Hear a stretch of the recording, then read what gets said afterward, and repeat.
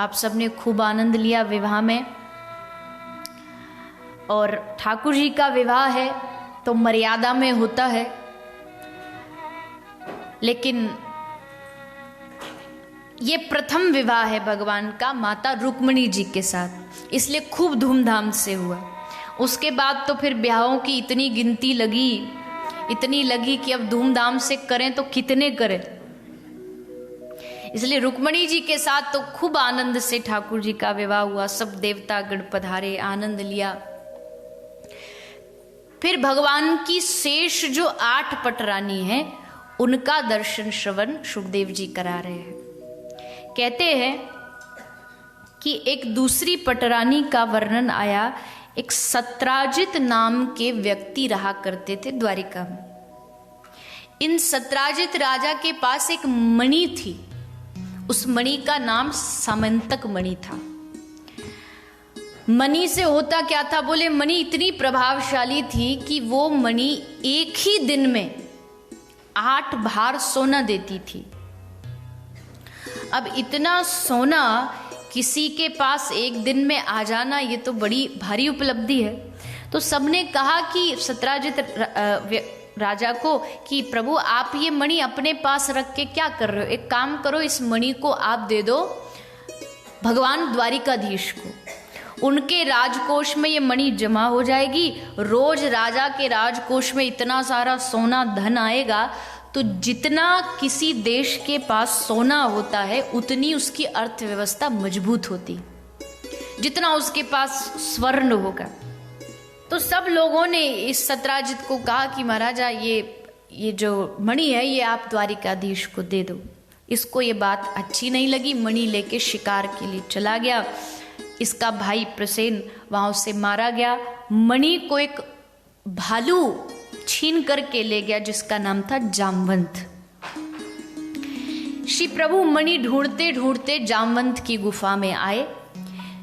वहां उनका मिलन जामवंत की पुत्री जाम्बती से हुआ।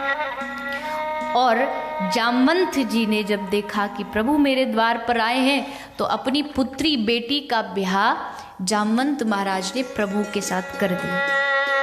तो पहली पटरानी रुक्मिणी जी, दूसरी जाम्बती जी, और तीसरी सत्राजित की ही बेटी थी जिनकी मणि को भगवान ने लाके वापस दिया। इन्हीं की बेटी है सत्यभामा। सत्यभामा के साथ भगवान ने तीसरा विवाह किया। चतुर्थ पटरानी हुई देवी यमुना महारानी, जिनका एक नाम कालिंदी भी है। कालिंदी के साथ भगवान कृष्ण का विवाह हुआ। चतुर्थ पटरानी कालिंदी हुई, 5वीं पटरानी मित्रविंदा हुई। उन्वेंद्र नाम के राजा की ये पुत्री थी। इनके साथ भगवान ने विवाह करके इनको कृतार्थ किया। 6वीं पटरानी नग्नजीत की पुत्री, जिनका एक नाम नग्नजीती भी है और एक नाम सत्या भी है, इनके साथ प्रभु ने विवाह किया।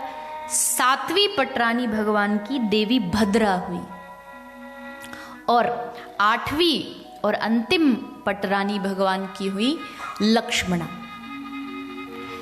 तो ये भगवान की 8 मुख्य पटरानी है। इनके बाद भगवान ने 16,100 रानियों के साथ विवाह किया। इनके साथ विवाह कैसे हो गया, भगवान ने इतनी कन्याओं के साथ विवाह करने का कारण क्या था, कैसे विवाह किया, इसका वर्णन श्री सुखदेव जी राजा परीक्षित को श्रवण कराते हैं। भौमासुर नाम का एक दैत्य, ये पृथ्वी का पुत्र था, भूमि का पुत्र था, इसलिए इसका नाम भौमासुर था। भौमासुर ने 16,000 कन्याओं को हरण करके बंदी बना लिया और सोचा कि अब इन सब के साथ ब्याह करूंगा और वर्ल्ड रिकॉर्ड बनाऊंगा कि देखो इनसे ज्यादा ब्याह किसी का नहीं हो, 1 लाख ब्याह करूंगा, 1 लाख विवाह करूंगा। पर इन 16,000 कन्याओं ने जब देखा कि हम अब बंदी बन चुके हैं, अब हमारा कोई मार्गदर्शक नहीं है, तब कारागार में पड़े पड़े इन कन्याओं ने भगवान को पुकारा। आवाज इनकी पुकार भगवान तक पहुंची और द्वारिकाधीश भगवान सत्यभामा के साथ विमान पर आरूढ़ होकर के भौमासुर के पास आए। भौमासुर के साथ युद्ध करके भौमासुर को मार के उसका उद्धार करके 16,000 कन्याओं को मुक्त कर दिया। भगवान ने कहा अब तुम सब अपने अपने घर वापस चली जाओ। पर सब कन्याओं ने भगवान से प्रार्थना की कि प्रभु अब हमारे वापसी के सब मार्ग बंद हो चुके, क्योंकि प्रभु हम एक महिला है, एक स्त्री है, और इस जगत ने जगत जननी माँ जानकी पर लांछन लगाए तो हम जैसी साधारण महिलाओं को तो ये छोड़ने वाला नहीं है समाज। प्रभु आप समझ लीजिए कि अब हम दुनिया में अनाथ हैं, पर हमने सुना है कि अनाथों का भी अगर कोई नाथ है तो वो स्वयं श्री जगन्नाथ है, इसलिए आप हमें स्वीकार करें। अब केवल आप हमारे हो। और भगवान से जब कोई अपना मान ले, अपना संबंध बना ले, तो फिर भगवान कैसे छोड़ सकते हैं।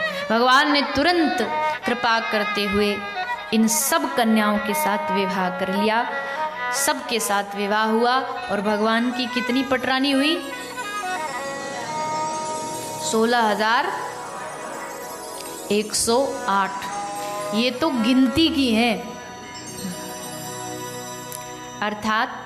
अर्थात ये है कि जगत में जितने भी जीव है ना, सबके पति ठाकुर ही है, जगत पिता है, जगत पति है। ऐसे भगवान समस्त जितने भी जीव जगत में विराजमान है, सबके स्वामी प्रभु ही है। तो इन सब के साथ भगवान ने विवाह करके इन सब पर कृपा की। शास्त्रकार कहते हैं कि ये 16,000 यानी कि वेद की 16,000 श्रुतियां हैं, वही रानी बन के आई हैं और प्रभु के साथ इन सब ने विवाह किया।